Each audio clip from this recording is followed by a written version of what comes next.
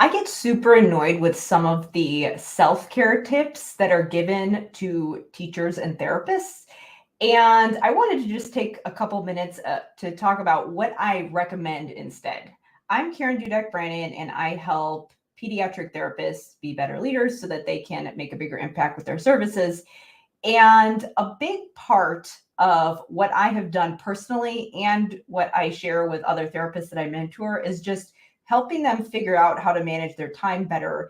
Because a lot of the tips that are given for therapists to kind of help them manage stress, manage their caseloads are not super helpful. So there's a lot of things like, people will say, go take a walk, meditate. There was even one thing about crying in your car. And then when people get advice about managing your time, they say things like use a to-do list, use a calendar, use a checklist.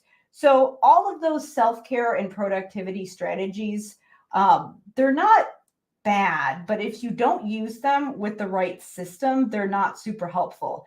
Because a lot of these things that a lot of the life coach guru type people recommend, like, meditation and, writing in a gratitude journal and all these other things that you're supposed to do for your morning routine to start your day, they just end up being another thing on your to-do list. And then what happens is that these things that you're supposed to be doing to help you be more productive, you don't get to them. And so then now, not only do you feel bad that you're not showing up for your caseload and your students the way that you want to, now you have this other self-care stuff that you're not getting to. So it's this whole shame cycle that people get into.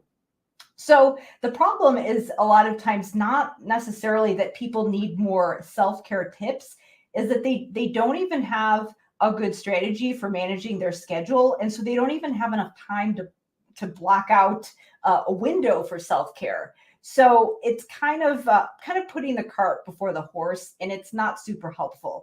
A lot of times people don't have time to do a meditation or whatever else the people are recommending. Now, when it comes to things like checklists and calendars, that can be helpful. But the problem with a lot of those things is that they're just tools. And if you don't have a good strategy for using those tools and you're not even really sure where you're going and you're just kind of using them day to day without thinking of the big picture, they're not super helpful either. So I mention this because a lot of the therapists that I work with, they might be, they have these immediate fires that they need to put out day to day in their caseloads.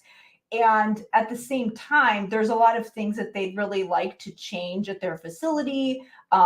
Maybe some extra projects that they'd want to start, and other things that they want to be doing. Really, ultimately, they always have this kind of itch, just knowing that they could be doing more for their caseloads, but they don't even really have the mental bandwidth to sit down and, number one, figure out what that might be. And number two, even if they do have an idea of what they want to do, maybe it might be that they want to start some kind of initiative or project or outreach program at their facility where they're currently working, or maybe they want to do some kind of a side hustle on the side of their job. Maybe they want to work towards a leadership position, whatever it is. They have something that's kind of above and beyond the day-to-day fires that they want to be doing. But again, you kind of get caught up in the day-to-day emergencies and don't really block out time for that long-term thing. And when you're just using a calendar or a checklist for the immediate moment, it's really hard to even block out time and try to envision how that would look to work towards some kind of a long-term goal. So that's why I don't recommend people even think about those types of things until they have kind of a plan. And I actually have a process that I teach people where I start out with helping them get their big vision for what they want to work on, whether it be, again, seeing clients on the side, whether it be starting something in their facility. I used to do this all the time when I was working in the schools. And at that time, I didn't have an intention of trying to go anywhere else. There were just a lot of different things that I wanted to do with my caseload.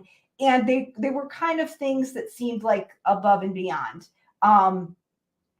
And then some other things that I did while I was in the schools is that I was going back and getting my doctorate. So I had to do all sorts of extra administrative projects on top of serving my caseload. And then I also had to do my dissertation. So I always had something else that I was working on.